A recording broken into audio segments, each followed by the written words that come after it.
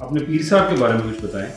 ہمارے پیر صاحب جی وہ شیخ ناظم الحقانی کا ٹرکش قبرص سے تعلق تھا، اور ان کے بیٹے بس اب آنے بھی والے ہیں فروری میں انشاءاللہ، 20 فروری کو پاکستان. تو وہ پاکستان آئے اور وہاں ان سے ملاقات ہوئی. اس وقت بہت چھوٹے تھے، تو والد صاحب نے پھر ہماری بیعت کروائی ان کے ساتھ. تو بس وہاں سے وہ سلسلہ شروع ہو گیا. تو نقشبندی سلسلہ کہلاتا ہے روحانیت میں، اس سلسلے کے وہ بہت بڑے بزرگ تھے. اور الحمدللہ میں سمجھتا ہوں کہ والد صاحب کے جو ہر احسان ہی میرے والد کا مجھ پر ہے، سارا کچھ ہی. تو ان جتنے بھی احسان ہیں ان میں بڑے احسانوں میں سے یہ ہے کہ انہوں نے مجھے میرے جو شیخ ہیں ان سے بھی میں اپنے والد صاحب کی وجہ سے ہی مل سکا. تو یہ بہت بڑی میرے والد صاحب کی کنٹریبیوشن ہے میری زندگی. بچپن کا کوئی ایک ایسا واقعہ، کوئی ایسی شرارت جو آپ کو آج بھی یاد ہو؟ اچھا بہت سی ہیں. اب کچھ ایسی شرارتیں ہیں کہ وہ مجھے بتاتے ہوئے شرمندگی ہوتی ہے، اور میں کون سی شرارت اس طرح کی بتاؤں. بس یہی ہے کہ وہ محلے میں کھیلا کرتے تھے کرکٹ. تو وہ جب گلی میں کھیلتے تھے تو اکثر لوگ منع کرتے تھے. تو بس یہی تھا، پھر بھی ہم یعنی خاموشی سے کھیل رہے ہیں، یعنی ایسے کھیلو گے نہ بیٹ سے آواز آئے نہ گیند کا آئے، لیکن بس وہ 1-2 اوور میں ہی ہمارا بھانڈا پھوٹتا تھا اور پھر آواز لگتی تھی پھر آ گئے ہو دوڑ جاؤ اتھوں. پھر وہ بھاگنا. تو وہ خاموشی سے کرکٹ کھیلنا کہ کس طرح آپ نے بال ایسے کرانی ہے کہ نہ آواز آئے، اور شاٹ بھی ایسے کھیلی کی آواز نہیں ہے. تھوڑی سی جگہ ہوتی تھی اس محلے میں، ارد گرد گھر تھے. تو وہ پھر وہ گیند نالی میں چلے جانا اور اس کو پھر نکالنا، ایک بڑا عجیب دور تھا وہ. 5 وقت کی نماز کی پابندی کرتے ہیں، اور اگر کبھی کوئی شو آ جائے، لائیو ٹرانسمیشن آ جائے، تو اس وقت کیا صورتحال ہوتی ہے؟ یار دیکھیں، جس کو نماز کی پابندی کہا جاتا ہے وہ تو کوئی نہیں ہے. ایسے ہی ہے، کیوں آپ مجھ سے پہلے بڑے گناہ گار ہیں تو مزید گناہ نہ کرائیں. تو بس یہ آپ لوگوں پر میرے والد صاحب کی وجہ سے میرا امپریشن بنا ہوا ہے.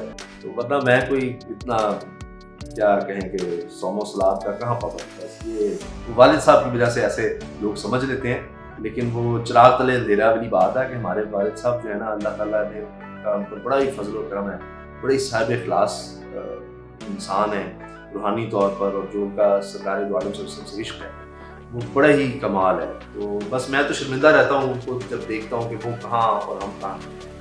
نذیر غازی صاحب کو کوئی واقعہ بتائیں جس میں کافی ڈانٹ پڑی ہو آپ کو، کوئی ایسا کام کیا ہو، شرارت کوئی ایسی کی ہو بچپن کی آپ کی، یا کسی شو پہ انہوں نے کہا ہو کہ یہ شو بالکل ٹھیک نہیں کیا تم نے.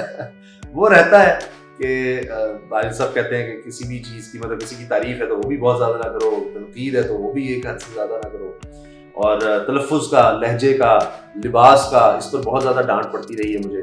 اور بچپن میں شرارت والد صاحب سے تو توبہ کریں، لیکن یہ تھا کہ اس وقت پتنگ بازی ہوتی تھی. اب تو ظاہر ہے بین ہو گئی. تو پتنگ بازی کرتے ہوئے پکڑے گئے تو تب بڑا ڈانٹ پڑ گئی، اور پڑھائی میں کمزوری آ گئی، اس پہ ڈانٹ پڑ گئی. اس طرح سے تھا. تو والد صاحب اس دور میں بڑے جلالی ہوا کرتے تھے. تو اب تو بالکل ہی وہ دور نہیں ہے، تو ہم شرارت کا تو سوچ بھی نہیں سکتے تھے ان کے آگے. ان چیزوں پر ڈانٹ پڑی ہوئی ہے، زیادہ کھیل کود لیا اس پر، لیکن جو باہر کھیلنا کودنا اس پر نہیں ڈانٹتے. فٹ بال کھیلنا، کرکٹ کھیلنا، بس پڑھائی کا ان کو ہوتا تھا تھوڑا بہت، اور یہ گڈی اڑانے پر ڈانٹ پڑی.